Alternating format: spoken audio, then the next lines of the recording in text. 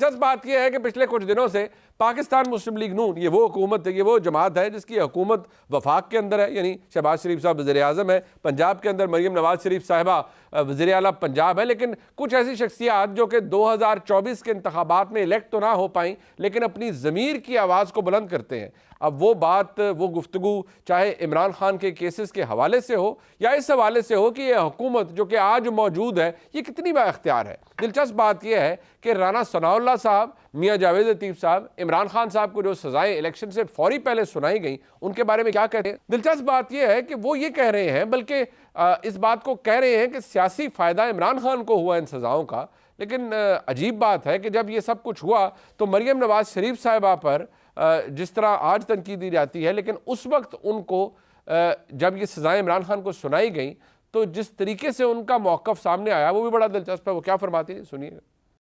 कल इमरान खान को 10 साल सजा हो गई कौमी राज अफशा करने पर, जो आज टीवी पर बैठकर कह रहे हैं ये नहीं होना चाहिए था। क्यों नहीं होना चाहिए था? आज सुबह मैं टीवी देख रही थी तो कुछ मीडिया वाले ये कह रहे थे कि ये बड़ी जल्दी जल्दी में मुकदमा चला है जी, ये मुकदमा में जल्दबाजी में फैसला किया गया है। तो मैं नारोवाल, शकरगढ़ और जफरवाल से पूछना चाहती हूँ कि जल्दी जल्दी में ये फैसला किया गया है तो मुझे बताओ क्या उसको ये सजा ठीक हुई है या गलत हुई है? कई टीवी पर एंकर्स बैठ के कहते हैं ये सियासी सजा है, ये सियासी मुकदमा नहीं है, ये सियासी सजा भी नहीं है। जहां ये गुफ्तगू होती रही है वहां ये भी है कि जो इस वक्त हुकूमत है वो बड़ी बेख्तियार है, उसका कोई इख्तियार नहीं है और उसके पास शायद वो मैंडेट ही नहीं है कि वो पूरी तरह से गवर्न कर सके। वो एक कठपुतली हुकूमत है। ये पीटीआई में कोई नहीं कह रहा, ये मियाँ जावेद लतीफ़ फरमा रहे हैं जो कि मियाँ नवाज शरीफ के देरीना साथी हैं। गुफ्तगू अब ज़रा हो जाए जी। राना सनाउल्लाह साहब हमारे साथ मौजूद हैं, सीनियर रहनुमा है पाकिस्तान मुस्लिम लीग नून के। राना साहब बहुत शुक्रिया आपका। सर, मुतअद्दिद इंटरव्यूज़ आपने दिए हैं पिछले कुछ दिनों के अंदर। बशमूल आपके कुलीग जावेद लतीफ़ साहब भी मुख्तलिफ गुफ्तगू होती रही है। आपने भी कहा कि इमरान खान को जिस तरह से सज़ाएँ वो दिलवाई गई हैं कानूनी तौर पर भी, क्योंकि आप ख़ुद वकील हैं और आपको पता है, आपने कहा ये या फ़ैसला ओवरटर्न हो जाएगा या इसमें ज़मानत मिल जाएगी। इसी तरह मियाँ जावेद लतीफ़ साहब ने भी ऐसी बातें की हैं कि जिस तरह इमरान खान को सज़ाएँ दिलवाई गई उसका नुकसान नहीं हुआ, इमरान खान को उसका फ़ायदा ही हुआ है। लेकिन ताज्जुब की बात यह है कि जब इमरान खान को सज़ाएँ दिलवाई गई थी, अब as important as Maryam Nawaz Sharif साहिबा जो कि इस वक्त वज़ीर आला पंजाब है, उन्होंने बड़ी खुशी का इजहार किया हर एक ने, पूरी PMLN के अंदर करी बड़ा अच्छा है, सज़ाएँ हो गई हैं और कोई जल्दबाजी नहीं की गई, बड़े ठीक तरीके से ट्रायल हुआ है, कोई स्पीडी ट्रायल नहीं है। तो ये जो आपको अब महसूस हो रहा है, क्या राना साहब ये सिर्फ ये सोच आप तक महदूद है या मियाँ जावेद लतीफ़ तक मौजूद है या आपकी पार्टी के अंदर और भी लोग, और अगर मैं ये कह पाऊँ क्योंकि आप मियाँ नवाज शरीफ साहब के बड़े करीब हैं, उनको भी एहसास होता है कि यार ये सज़ाएँ जिस तरह से दिलवाई गई हैं इसका सियासी तौर पर इमरान खान को बहुत फ़ायदा हुआ है? देखें, जहाँ तक सियासी तौर पे फ़ायदे की बात है वो तो दुरुस्त है। वो इलेक्शन में भी जो है वो नज़र आया कि उसका जो विक्टिम कार्ड उसके पास था उसमें इजाफ़ा हुआ, वो चार्ज हुआ इन सज़ाओं से। अब आगे दो चीज़ें हैं। एक तो ये है कि क्या ये केसेस गलत हैं, ये फैब्रिकेट किए गए हैं? नहीं, ये केसेस दुरुस्त हैं, इसमें कोई शक नहीं कि तोशा खाना में हेरा फेरी इमरान खान साहब ने की है। घड़ी उन्होंने पहले वहाँ से चुराई है, उसको पहले बेचा है, उसके बाद उसके पैसे बाद में जमा करवाए हैं, रसीदें जाली थी और उसकी जो असेसमेंट है वो भी गलत हुई। ठीक है। साइफ़र बिल्कुल दुरुस्त है कि साइफ़र को, जो कि एक प्रिविलेज डॉक्यूमेंट था, इमरान खान साहब ने उसे सियासी मकासद के लिए, बल्कि अगर ये कहा जाए कि घटिया सियासी मकासद के लिए इस्तेमाल किया। ठीक। लेकिन जो प्रोसीजरल लैप्सेस हैं, ठीक है, ट्रायल के अंदर, आप भी वकील हैं, जी जी, मैंने भी 10-12 साल जो है वो अदालतों में धक्के खाए हैं। जी हाँ।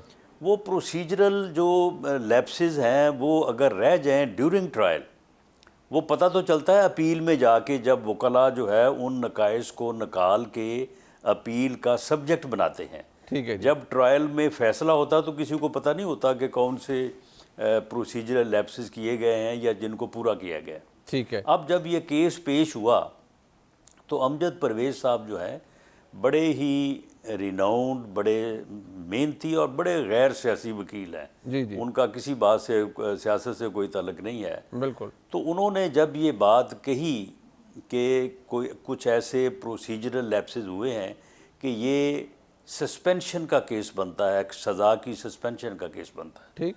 तो मैं उनकी राय से मुत्फिक हूँ कि कुछ लैप्सेस हुए हैं और उसमें बेहतर तो यही है कि ये केसेस रिमांड होने चाहिए। बरीयत के केस नहीं बनते क्योंकि सब्जेक्ट मैटर जो है, जो जुर्म का सरजद होना है, वो इन केसेस में जो है वो पाया जाता है। ठीक है, बिल्कुल ठीक। अच्छा राना साहब, अब एक बात जो कि यकीनन आप भी इसका इजहार करते रहे, जबकि आप तो ये भी फरमाते रहे, जैसे मोहसिन नकवी साहब हैं, वो हो, मोहम्मद औरंगज़ेब साहब हो, ये शहबाज शरीफ साहब लेड हुकूमत की सलामती की ज़मानत भी है, और जिस तरह से मामलात हैं वो आपके सामने हैं। अब मियां जावेद लतीफ़ साहब फरमाते हैं कि ये बात बड़ी शर्मिंदगी की है, लेकिन हमारी हुकूमत नहीं, ये कठपुतली हुकूमत है, इसके पास कोई इख्तियार नहीं है। तो राना साहब, बहसियत एक दरीना सियासी वर्कर, आपने मुतअद्दिद पोर्टफोलियोज़ भी देखे, हालात भी देखे, आपको भी यही लगता है कि बस ऐवे ही है काम, मतलब कठपुतली काम ही है और इख्तियार कोई नहीं है, कम अज़ कम वफाक के अंदर? नहीं, देखें मुनीर साहब, किस इख्तियार की आप बात करते हैं? मामला ये है कि ये कोलिशन गवर्नमेंट है। क्या जरदारी साहब का प्रेसिडेंट बनाना या उनको प्रेसिडेंट का वोट देना जो है वो कोलिशन गवर्नमेंट की ज़मानत नहीं है? देखें ना, एक सिर्फ मोहसिन नकवी साहब का तो नाम नहीं ना, जो गवर्नर हमने नामजद करने हैं पंजाब में और KPK में, क्या वो ज़मानत नहीं होंगे? क्या जो चेयरमैन सेनेट का हम वोट देंगे वो इसी मकसद के तहत नहीं देंगे कि जो कोलिशन गवर्नमेंट है वो सेफ और साउंड जो है वो चले? सही।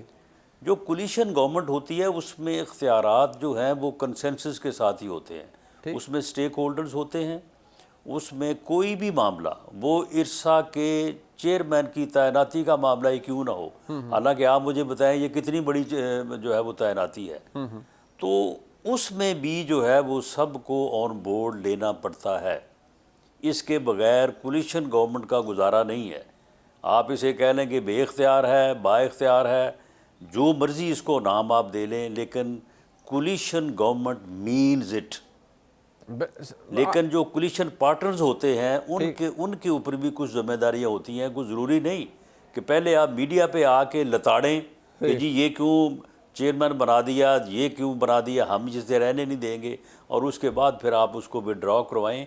इससे गवर्नमेंट का जो इम्प्रेशन है, जो कि सबकी मुश्तरका गवर्नमेंट है, ये PMLN गवर्नमेंट नहीं है, ये जितनी PMLN की उतनी पीपल्स पार्टी की भी है, उतनी दूसरे जो स्टेक होल्डर्स हैं उनकी भी है।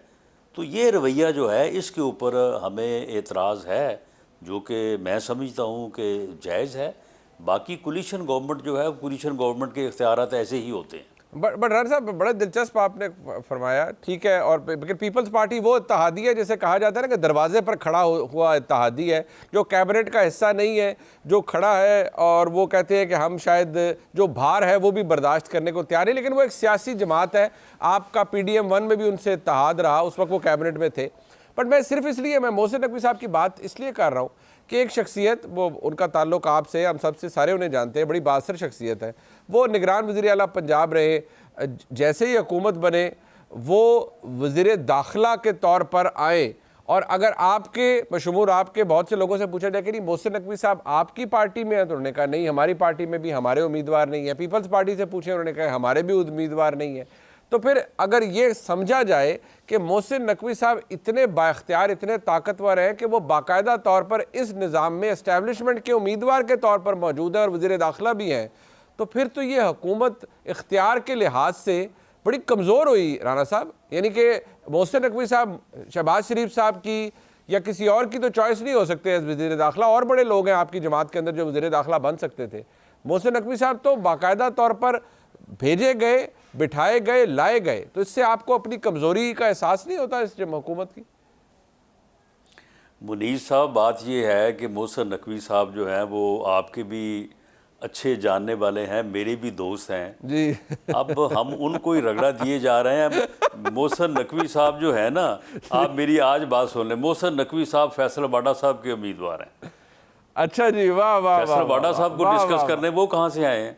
हाँ हाँ हाँ हाँ, बिल्कुल ठीक है, बिल्कुल ठीक है। यानी कि ये देखें, फिर तो राणा साहब आप इस बात को तो माने ना, मेरा तज्जिया ये रहा है कि जो अब हुकूमत है, हम पहले हाइब्रिड कहते थे, ये हाइब्रिड जो आप आईफोन इस्तेमाल करते हैं ना, उसका प्रो मैक्स वर्जन है। यानी इसमें बाकायदा तौर पर नुमाइंदगी है पाकिस्तान की मुक्तदरा की हुकूमत के अंदर। ये तो राणा साहब आपको भी पता है ना, ये तो मानते हैं आप। मुझे पता हो या ना पता हो, लेकिन क्योंकि हुकूमत मेरी जमात की है, इसलिए मैं आपकी बात की तईद या हाँ में हाँ नहीं मिला सकता। मेरी तरफ से तरदीद समझे। नहीं, लेकिन आपकी जो मुस्कुराहट है ना, वो बड़ा कुछ बता रही है, और आपकी मुस्कुराहट हमेशा बड़ा नहीं, वो देखे ना, वो आपके साथ हमने कभी भी गुस्से में बात की नहीं, कि आपके साथ हमेशा मुस्कुरा के ही बात करते हैं। बिल्कुल ठीक है। नहीं, मैं मुझे एहसास है, और ये हमारा आपसे जो ताल्लुक है, ये तो अब 15, 16, 17 साल हो गए, आपसे हमेशा ही शफकत करते हैं। आप ज़रा ये बता दीजिए राणा साहब कि बहुत से लोग ये पूछ रहे हैं कि नहीं, पिछले दिनों अनाउंस हुआ था कि राणा सनाउल्लाह साहब पंजाब के अंदर सीनियर एडवाइज़र के तौर पर आ रहे हैं, और वजारत कानून शायद या और मामलात आपके पास होंगे। तो राणा साहब, आपका इस वक्त स्टेटस क्या है? आप आ रहे हैं, कब आ रहे हैं, इसकी कोई हल्फ बर्दारी होगी, क्या होगा?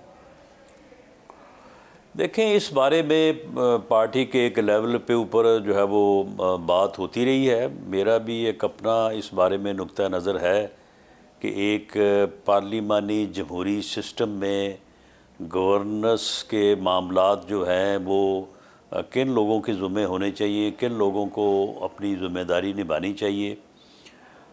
लेकिन ये मामला जो है वो अब पार्टी लीडर के पास पहुंच चुका है, तो वो फिर जो फ़ैसला करेंगे, वो फ़ैसला जो है वो आखिरी होगा, उस फ़ैसले को तस्लीम करेंगे। लेकिन ये क्योंकि हमारे विद इन पार्टी डिस्कशंस हैं, वो मुख्तलिफ़ मामलात पे मुख्तलिफ़ नुक्ता नज़र है, तो इसलिए वो पार्टी के अंदर ही रहेगा। बाकी जब फ़ैसला हो जाता है तो फिर पार्टी के फ़ैसले के साथ खड़ा होना ही जो है वो पार्टी के साथ कमिटमेंट और वफा का तकाजा है। ये जो गवर्नमेंट्स के मामलात हुए हैं, इसके ऊपर भी नुक्ता नज़र में इख्तलाफ था, लेकिन जब पार्टी ने फ़ैसला कर लिया तो हम अब पार्टी के फ़ैसले के साथ हैं। मौलाना साहब, ये नहीं कि आप इस बात की तस्दीक कर रहे हैं कि पार्टी ने फ़ैसला कर दिया है, तो ये आप अपना मनसब कब संभाल पाएंगे या संभालना शुरू करेंगे? नहीं, पार्टी ने कोई फ़ैसला नहीं किया। ये पार्टी लीडर इस बारे में जो है वो मामलात को देखेंगे। दोनों नुक्ता नज़र हैं, वो जो मुनासिब समझेंगे जो है वो उसके मुताबिक फैसला यानी ये जो खबरें आई, आप उन खबरों की तरदीद कर रहे हैं कि अभी तक ये फैसला नहीं हुआ कि आप पंजाब में कुछ सीनियर एडवाइज़र के तौर पर आ रहे हैं, क्या फिर यही समझा जाए? जी, अभी तक ये फ़ैसला जो है वो पार्टी लीडर ने नहीं किया। वो फ़ैसला दोनों तरफ ही हो सकता है। एक नुक्ता नज़र ये है कि अब जो है वो जो मुंतखब लोग हैं वो अपनी ज़िम्मेदारियाँ वो जो है वो लें और निभाएं। दूसरी तरफ नुक्ता नज़र ये है कि नहीं, जो सीनियर लोग हैं उनको आना चाहिए।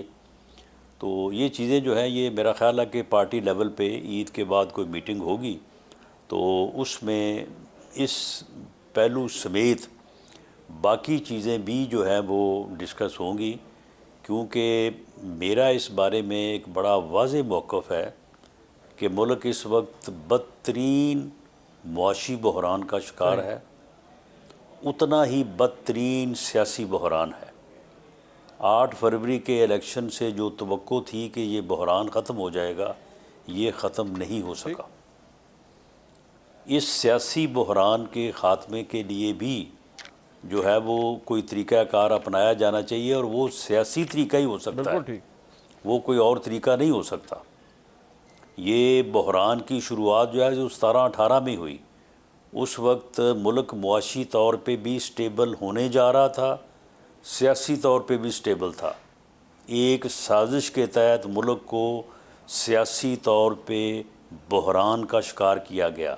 उस वक्त से आज तक मुल्क जो है वो सियासी बहरान का पहले शिकार हुआ, फिर मुआशी बहरान का शिकार हो गया। आज दोनों बहरान पाकिस्तान की ज़िंदगी में 75 साल हो गए हैं माशाल्लाह, बदतरीन सतह पे हैं, बदतरीन सतह पे। ये दोनों बहरान और पाकिस्तान जो है इकट्ठे नहीं चल सकते। बिल्कुल ठीक। मौलाना साहब, आपका बहुत शुक्रिया, आपने अपना कीमती वक्त दिया और जो आपका पॉइंट ऑफ व्यू है यकीनी तौर पर लोगों को अब समझ भी आ गया है आप कौन सी बात किस पैराए में कर रहे हैं। प्रोग्राम में एक ब्रेक शामिल करते हैं जी, वापस आएंगे। जो इमरान खान साहब ने गुज़िश्ता रोज़ कहा उसकी बड़ी अहमियत अपनी जगह है, उस पर बात कर लेते हैं। वो पैगाम किसके लिए है? और अब तो ये डायरेक्ट इल्ज़ामात हैं जो कि पाकिस्तान की इस्टेब्लिशमेंट की तरफ से पाकिस्तान की इस्टेब्लिशमेंट पर इमरान खान साहब लगा रहे हैं। ब्रेक के बाद बात करते हैं हमारे साथ।